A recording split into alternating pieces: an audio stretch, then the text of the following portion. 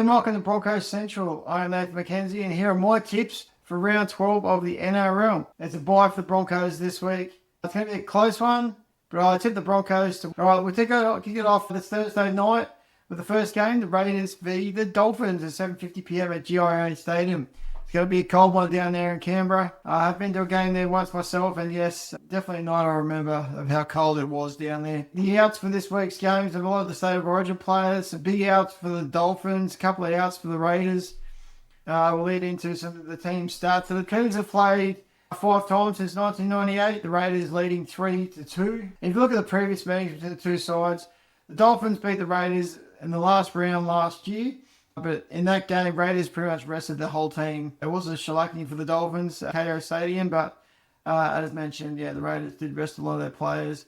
And previous to that, at the start of the year, in April, the Raiders got a win over the Dolphins at this very ground. If you look at the form guide, the Raiders and the Dolphins both won 3 of the last 5. The Dolphins win their last game 32 points to 10 over the Rabbitohs. And the Raiders gave a good run for their money before Magic round against the Panthers. They were at 18 all, and then the Panthers ran away with it, unfortunately, in the end. That was a really good game down there at GIO Stadium. I think the Raiders proved that they're still forced to be reckoned with, and I think they're going to show a lot of teams that they're back on the up and up. If you look at the odds for this game, the Raiders are the favourites at $1.70, and the Dolphins $2.16. This is courtesy of Sportsbet. Gamble responsibly. And all this information is from NRL.com. So you can just go on the app or on the internet and you can find all the information as well. I think this will be a close game. Unfortunately, with the Dolphins, with a lot of players out to the State of Origin and losing Herbie Farnworth as well. If you just look at the two teams side by side, actually, I think the biggest out is actually going to be Karima. You look at what he did when he came onto that side last week and the week before. Just their attack just seems so much better when he's there. Looking at the players that are coming in to fill these spots, I think they'll do a good job. But I think down in Canberra, I think my tip is Canberra. I tip them to win less than 13. And my score prediction is Canberra to win 22 points to 18 in a close one. All right, we're going to the second game on Friday night. Just remember, there are a lot of teams having a bye this week. There's only 5 games this week. So only the one game on the Friday night at 8 p.m. at Accor Stadium between the Bulldogs and the Storm. Now we look at the team list. It's a pretty big ins for the Bulldogs. You got Kiraz, you got Curran, Montoya is in, and realistically they're only missing Stephen Crichton, so they pretty much got the nucleus of that side. I've been saying for a while now, just the same as what the Storm did leading up to their last 2 wins. Wins only just around the corner with this one. But you even look at the Storm, they're only missing their 3 Origin stars, but they're pretty big names. You got Munster, Grant, and Liero. It's going to be an interesting game to say the least. I think the Storm are back in form. I think they're actually playing some really good football. I know last week was clunky, but a win's a win, especially when you're not playing that well.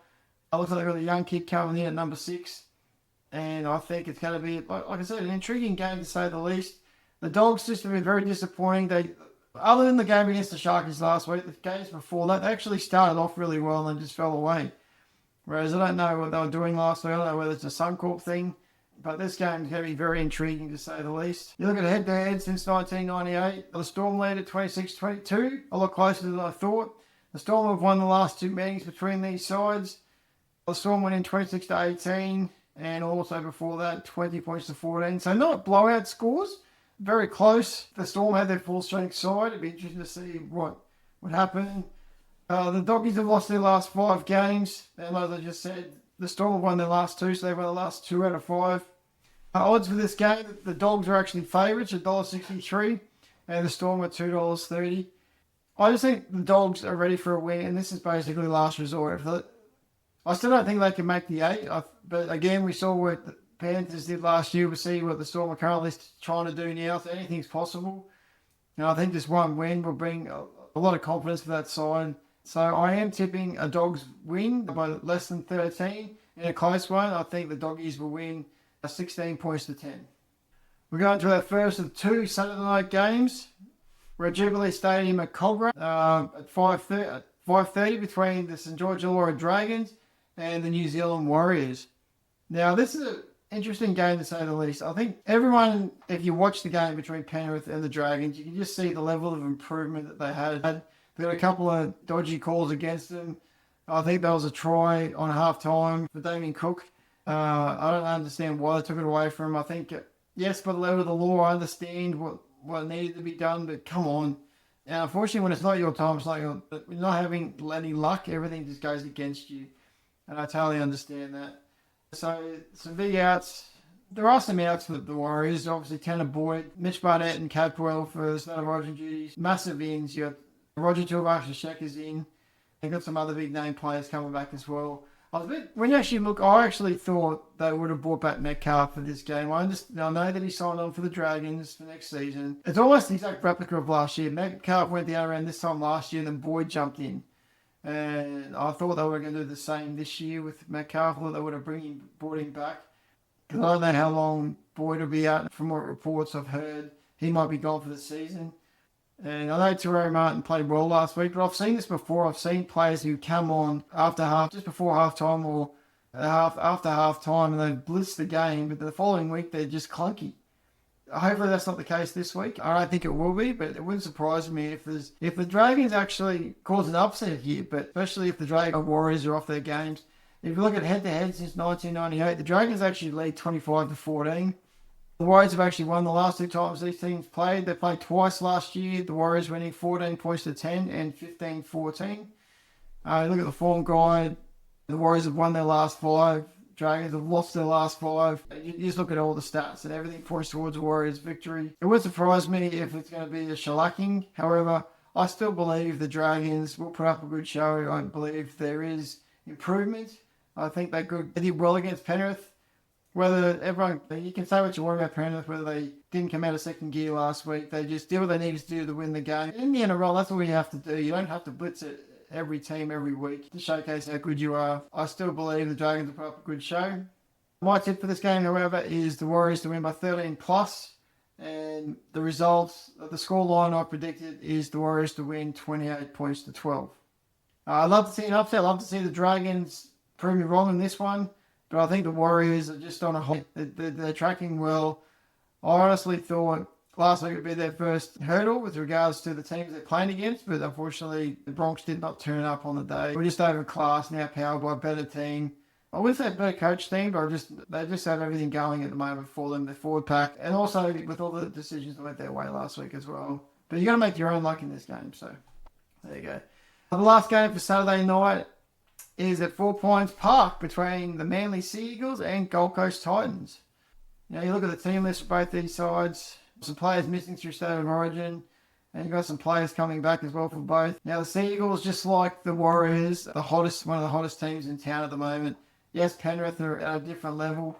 Sea Eagles put a number on us a couple of weeks ago, so we just know that they're going to come and want to play. The Titans, I believe, are trying hard. I think Josh Haddad's got them in an idea. They're just going to hit the ball up, because there's not really much second phase play. There's not many offloads that I've seen. I've seen players want to offload. It almost looks like part of them are actually saying stop. The coaches said no offloads in the first half. I don't know if that's a game plan. With the players in this team, they need to attack.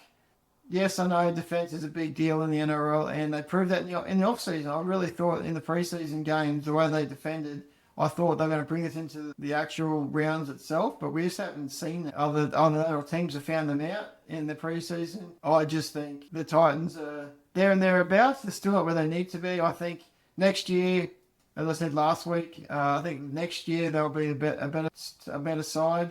Josh will have his players that he wants for next year. And the hardest thing about coming in as a coach at the end of a year, you don't get to pick your team. The team's they've already bought the players they want for the following year. So Josh now is obviously working towards what he wants for that club. And I think it will pay dividends in the long run. You look at team stats, they've played 29 times since 1998. Manly only just went at 16-13, so very close. The last two games are actually one apiece. Last year, the Titans won the game 28 points to 8. That was up on the Gold Coast. And the game previously to that was in 2024, where the Seagulls dominated 38 points to 8. You look at the form guide, the last 5 games. Manly won 4 out of 5. Titans 1 out of 5. Their one victory was against the Eels, where they thumped them in Sydney, 52 points to 10. The Manly put a number on the Tigers last week, 46 points to 18. And again, the Titans actually did well against the Knights, then fell away, and the Knights just blew them off the park in the second half, 36 points to 12. So I think it's just another team that needs to play for 80 minutes if they can do. Like I said, we know what they did against the Eels. They actually did really well against the Warriors in New Zealand. Same with the Raiders, same with the Roosters, and even the Knights at certain stages. But they just need to have that 80 minutes of football. I think they'll get there eventually. My tip for this game is the Sea Eagles to win by 13 plus. I think it'll be a high scoring game. I think the Sea Eagles will win 38 points to 20. And going into the last game of the round, up in Townsville, up at Queensland Country Bank Stadium, with the North Queensland Cowboys versus the South Sydney Rabbitohs. Now, this is the perfect time of year to play on a Sunday up there. Beautiful in the afternoon, not as hot, so that'll benefit the Rabbitohs a little bit, but I think I'll still benefit the Cowboys.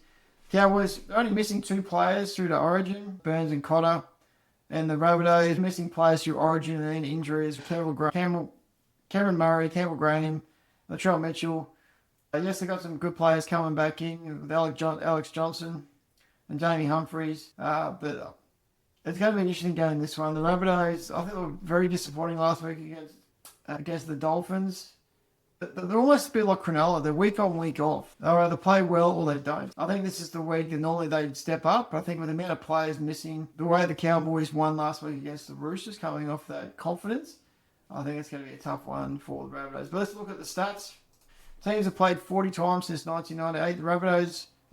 The Cowboys are actually leading 20-19 in that stat. Cowboys have actually won the last 2 times these teams have played. They won 24 points to 16 last year, and in 2024 they won 28 points to 22. Both teams have won 3 out of 5 in their last 5 games. The Cowboys beating the Roosters 18 points to 12, and the Rabbitohs going down 32 points to 10, both at Magic Round at Suncorp Stadium. So on this one, I'm just expecting the Cowboys to blow them off the park in the first half. I think the odds are the Cowboys to win $1.67, and the Rabbitohs $2.22. I've tipped the Cowboys to win 13 plus, and I predicted the score to be 26 points to 6. So there's my tips for round 12. I hope you have a win for your team.